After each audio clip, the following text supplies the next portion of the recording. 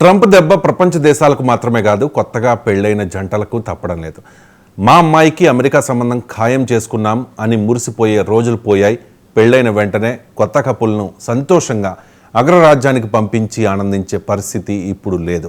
అమెరికాకు వచ్చే కొత్త జంటకు గత అధ్యక్షుడు జో బైడెన్ హయాంలో ఇంటర్వ్యూలు తేలిగ్గా ఉండేవి.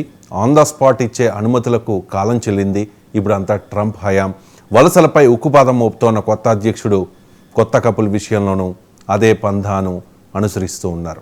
దీంతో అమెరికా పౌరుడు లేదా పౌరురాలిని వివాహం చేసుకున్నవారు యుఎస్ చేరుకోవాలి అంటే నెలలు కాదు, ఏకంగా ఏళ్లు పట్టే పరిస్థితి ఏర్పడింది. అది కూడా అనేక శల్య పరీక్షలు, ఇంటర్వ్యూలు దాటుకుని విజయం దక్కించుకుంటూనే. కొత్త కపుల్కి ఎందుకు పరిస్థితి అనే విషయం మీద మాట్లాడదాం. ఎంజీ రావు గారు మనతో జాయిన్ అయ్యారు, అంతర్జాతీయ నిపుణులు. ఎంజీ రావు గారు, అమెరికాకు వెళ్ళేవాళ్ళు చాలామంది ఉన్నారు. మా అబ్బాయి, లేకపోతే మా అమ్మాయి, మా కోడలు, మా అల్లుడు ఇలా యుఎస్లో ఉన్నారు అని చెప్పుకోవడానికి చాలా గర్వంగా ఫీల్ అయ్యే రోజులు ఉండేవి గతంలో. ఇప్పుడు కూడా చెప్పుకుంటూ ఉన్నారు, ఇప్పుడు కూడా అమెరికాకు వెళ్ళే ప్రయత్నం చేస్తూ ఉన్నారు. బట్ ట్రంప్ రెండోసారి అధ్యక్ష పీఠం ఎక్కిన తర్వాత పరిస్థితి కాస్త ఇబ్బందికరంగా మారింది. ఎందుకంటే ఏదైనా ఒక లీవ్ తీసుకుని అత్యవసరంగా ఇండియా వస్తేనే మళ్ళీ తిరిగి వెళ్ళే పరిస్థితి ఉంటుందా లేదా అనే ఒక భయం కూడా చాలామందిలో వ్యక్తమవుతున్న పరిస్థితి. చాలామంది గ్రీన్ కార్డ్ హోల్డర్లు ఉన్నారు, భారతదేశం నుంచి యూఎస్ వెళ్ళి అక్కడ సెటిల్ అయిన వాళ్ళు. H1B వీసాల వాళ్ళు కూడా ఉన్నారు, అలాగే స్టడీ వీసాల మీద కూడా అక్కడికి వెళ్ళి చదువుకుంటున్న పరిస్థితి. సో అందరిలోనూ ఒక రకమైన భయం. సో ఈ గ్రీన్ కార్డ్, లేకపోతే H1B వీసా, ఈ స్టడీ వీసా, వీటి గురించి చెప్పండి ముందు. అండ్ ఎంతమంది ఉంటారు ఇండియా నుంచి అక్కడికి వెళ్ళిన వాళ్ళు ఈ వీసాల ద్వారా? మొత్తం అమెరికా అంటేనే డాలర్స్ డ్రీమ్. భారతదేశంలో చదివేవాళ్ళు ప్రతి వాళ్ళ కళ చాలామంది వరకు అమెరికా వెళ్ళాలని. అమెరికాలో ఇప్పుడు మొత్తం 35 కోట్ల పాపులేషన్, అంటే 350 మిలియన్ సుమారు పాపులేషన్లో 1.6% మెంబర్స్ ఇండియన్స్ ఉన్నారండి. 1.6% అంటే సుమారు 55 మిలియన్లు, 50 లక్షల మంది ఇండియన్స్ అమెరికాలో స్థిరపడి ఉన్నారు. వీళ్ళు అక్కడ స్థిరపడడానికి వివిధ రకాల వీసాలు ఉంటాయి అన్నమాట. అమెరికన్ ఇమిగ్రేషన్ పాలసీ ప్రకారం అక్కడ గ్రీన్ కార్డ్ హోల్డర్స్ అంటే యుఎస్ సిటిజన్షిప్ పొందిన వాళ్ళు కొంతమంది ఉన్నారు. తర్వాత H1B వీసా, సుమారు గ్రీన్ కార్డు హోల్డర్స్ 50,000 మంది ఉన్నట్టు 2024 సంవత్సరం నాటికి 49,700 మంది ఉన్నారు. అదేవిధంగా H1B వీసా అంటే వర్కింగ్ వీసా అనమాట. ఒక ప్రొఫెషనల్ కోర్సు, కొన్ని మెడిసిన్స్ అని, సైన్స్ అని, స్పేస్ సైన్స్ అని, ఐటీ అని, ఇలాంటి అద్భుతమైన ఒక టెక్నాలజికల్ ఫీల్డ్స్లో బాగా నేర్పరితనం ఉన్న వాళ్ళకి ఇస్తుంది H1B వీసా. అమెరికా ఇచ్చే H1B వీసాల్లో 73% వరకు ఇండియన్సే పొందేస్తారు. అంత ప్రాముఖ్యత ఉంది. ఎందుకంటే ఇండియన్స్ ఎక్కువ ఎక్స్పర్టైజ్ ఉండడం కొన్ని దశాబ్దాలుగా చూస్తూ ఉన్నాం. వీళ్ళు సుమారు ప్రతి సంవత్సరం 65,000 మంది ఇండియన్స్కి H1B వీసా ఇస్తుంది. దీంతోపాటు ఇంకో 20,000 కూడా ఎక్స్ట్రా ఉంటుంది క్యాప్ మినహాయించి. అంటే 85,000 వరకు H1B వీసాలను అమెరికా మనకి ఇండియన్స్కి ఇస్తుందన్నమాట. ఇది ప్రపంచంలోనే ఎక్కువ పొందే దేశం భారతదేశం. దీంతోపాటు స్టడీ వీసా మీద కొంతమంది ఉంటారు. ఈ విధంగా మొత్తం 5 మిలియన్లు, అంటే 50 నుంచి 54 లక్షలు అమెరికా పాపులేషన్లో 1.6% ఆఫ్ మెంబర్స్ ఇండియన్స్ ఉన్నారంటే ఇది ఒక రకంగా ఆశ్చర్యం వేస్తుంది. రైట్. అంటే రూల్స్ గతంలో చాలా సింపుల్గా ఉండేవి బైడెన్ హయాంలో. ఇప్పుడు రూల్స్ చాలా టఫ్ చేశారు ట్రంప్. ఎందుకంటే అక్రమ వలసదారుల్ని అడ్డుకోవడానికి. సో అక్కడ ఒక అబ్బాయి లేదా అమ్మాయి అక్కడ H1B వీసా ఉన్నట్టయితే, లేకపోతే గ్రీన్ కార్డు ఉన్నట్టయితే వాళ్ళని పెళ్లి చేసుకునే వాళ్ళు, అంటే నాకు తెలిసి గతంలో చాలా సింపుల్గా ఒక ఇంటర్వ్యూ, చిన్న టెస్ట్ పెట్టేసి వెంటనే అక్కడ వాళ్ళకి ఉండే అవకాశం దక్కేది. కానీ ఇప్పుడు ఒక అమ్మాయికి అబ్బాయికి పెళ్ళైతే అబ్బాయి కోసం అమ్మాయి, అమ్మాయి కోసం అబ్బాయి వెయిట్ చేయాల్సిన పరిస్థితి. ఈజీగా అక్కడికి వెళ్ళే అవకాశం లేదు. అలా అని చెప్పి ఆ అబ్బాయి లేకపోతే ఆ అమ్మాయి జాబ్ వదులుకొని ఇక్కడికి వచ్చి సంసారం చేసే, కాపురం పెట్టే అవకాశం ఎటు పరిస్థితుల్లోనూ లేదు. సో గతంలో ఉన్న రూల్స్కి ఇప్పుడున్న రూల్స్కి ఎటువంటి చేంజెస్ వచ్చాయి? అమెరికా వలసవాదంలో ఈ ట్రంప్ గారు ఈ సంవత్సరం జనవరి 20 తారీఖున ప్రమాణ స్వీకారం చేసిన తర్వాత ఆయన ట్రంప్ అంటేనే 2 ట్రంప్ అంటే టారిఫ్లు, ట్రంప్ అంటే వలసవాద విధానాల్లో మార్పు. ఈ రెండు మెయిన్ ఎలక్షన్ ఫ్లాంక్ అనమాట, అజెండా ఆయనకి, రిపబ్లికన్ పార్టీ అధినేత ఈయనకి.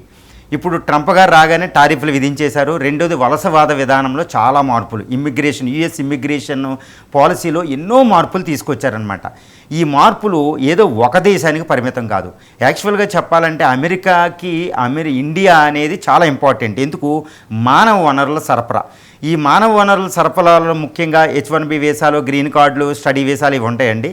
ఇప్పుడు ఈ మ్యారేజ్కి సంబంధించి అమెరికా ట్రంప్ యొక్క వలస విధానం ఎటువంటి ప్రభావం చూపుతుందంటే, ఆయన వలసవాదం మీదే పూర్తిగా అటాక్ చేసేస్తున్నారు, దాడి చేసేసేస్తున్నారు అనమాట. ఎందుకంటే ఆయన అజెండా ఒకటే, అమెరికాలో ఎవరు అక్రమ వలసదారులు ఉండకూడదు అనేది ఒకటైతే, అక్రమ వలసదారులకి హెవెన్ కాకూడదు, స్వర్గధామం కాకూడదంటే అక్రమ వలసల్ని ఎలా అరికట్టాలనే దాని మీద ఈయన ఫోకస్ చేశారు ట్రంప్ గారు. అందుకే అమెరికా ఇమ్మిగ్రేషన్ అంటే వలస విధానాన్ని మార్చిపడేశారు. ఇందులో ఇప్పుడు ప్రస్తుతం ఉన్న వాటిని కఠినతరం చేస్తున్నారు. అంటే అక్రమంగా ఎవరు వెళ్ళకూడదు. అందులో భాగంగానే ఒకప్పుడు గ్రీన్ కార్డు హోల్డర్స్ ఉండేవారు. ఇండియా సుమారు 50,000 మంది green card holders. Green card అంటే ఏంటంటే అమెరికా పూర్తి సిటిజన్షిప్ వచ్చేసినట్టేనండి, వాళ్ళకి ఓటింగ్ రైట్స్ కూడా ఉన్నాయి. అలాంటి గ్రీన్ కార్డు హోల్డర్స్ ఎవరైనా మన ఇండియన్స్ నుంచి పెళ్లి చేసుకుంటే వాళ్ళు ఇప్పుడు అంత ఈజీగా వెళ్ళడానికి లేదు. ఒకప్పుడు వెళ్ళడానికి సులభతరంగా ఉండే. జో బైడెన్ జో బైడెన్ హయాంలో గ్రీన్ కార్డు ఉన్న వాళ్ళని ఎవరైనా ఇక్కడ వాళ్ళు పెళ్లి చేసుకుంటే వాళ్ళకి వెంటనే గ్రీన్ కార్డు వచ్చేదా, లేకపోతే అది టైం పట్టేదండి? సుమారు 1 సంవత్సరం పాటు, 12-13 నెలల పాటు పట్టేది అప్పుడు కూడా. ఎందుకంటే అవి కానీ ఇప్పుడు కనీసం అక్కడికి వెళ్ళాలంటేనే అది పైన వెయిట్ చేయాల్సిన పరిస్థితి. ఇప్పుడు ఆ 12 నెలలు కాకుండా ఇంకొక 1 year ఎక్కువ కూడా పట్టే అవకాశం ఉంది ఇప్పుడు వలసవాద విధానం ప్రకారం అమెరికా. ఏ విధంగా అంటే అక్కడ ఫామ్ I-130 అనేది ఒకటి ఫిల్ చేయాలి. అంటే ఒక గ్రీన్ కార్డు హోల్డరు ఒక మ్యారేజ్ గ్రీన్ కార్డ్ అనేది ఒకదానికి అప్లై చేయవలసింది. ఇప్పుడు అక్కడ ఉన్న ఒక ఉమెన్ ఇక్కడ పురుషుడిని చేసుకుంది అనుకోండి, ఆ పురుషుడు అక్కడికి వెళ్ళాలన్నా, లేదా అక్కడ పురుషుడు ఇక్కడ స్త్రీని చేసుకుంటే స్త్రీ అక్కడికి వెళ్ళాలన్నా, స్పౌజ్ అంటాం మనం, కపుల్స్లో ఎవరైనా భార్య కానీ భర్త కానీ గ్రీన్ కార్డు హోల్డర్ దారు అమెరికాలో ఉన్న అతను ఇండియన్స్ని చేసుకుంటే వీళ్ళు అక్కడికి మ్యారేజ్ గ్రీన్ కార్డ్ అనేది ఒకటి అప్లై చేయాలి. అదేంటంటే ఫామ్ I-130 అని ఉంటుంది. ఆ ఫామ్ I-130 దాఖలు చేయాలంటే 2 విధాలుగా ఉంటుంది. అమెరికన్ ఆల్రెడీ ఇప్పుడు ప్రస్తుతం 2 రకాలు ఉంటుందండి. మ్యారేజ్ ఎవరిని గ్రీన్ కార్డు హోల్డరో ఆల్రెడీ అమెరికా వెళ్ళిన అమ్మాయిని కూడా పెళ్లి చేసుకోవచ్చు. ఆవిడ గ్రీన్ కార్డు హోల్డర్ లేదు, ఆవిడని అడ్జస్టింగ్ అంటారు. ఆవిడికి పూర్తిగా గ్రీన్ కార్డు రావాలన్నా ఫామ్ I-130 అప్లై చేయాలి. అదేవిధంగా ఇండియాలో ఉన్న ఒక అమ్మాయిని పెళ్లి చేసుకున్న, అక్కడ అబ్బాయి కానీ ఇక్కడ అబ్బాయిని పెళ్లి చేసుకున్న వాళ్ళు కూడా ఫామ్ I-130 అప్లై చేయాలి. వీళ్ళకి 2 విధాలు ఉంటాయి. అదే అమెరికాలో ఆల్రెడీ ఉన్న వాళ్ళనైతే USCIS, United states of America citizenship immigration services వాళ్ళు ఇంటర్వ్యూ చేస్తారు. అదే ఇండియాలో ఉన్న అమ్మాయి లేదా అబ్బాయి అక్కడికి వెళ్ళాలనుకోండి పెళ్లి చేసుకున్నాక, ఇక్కడ US కాన్సులేట్ అనేది ఒకటి ఉంటుంది, ఎంబసీ అనేది, వాళ్ళు ఇంటర్వ్యూలు చేస్తారు.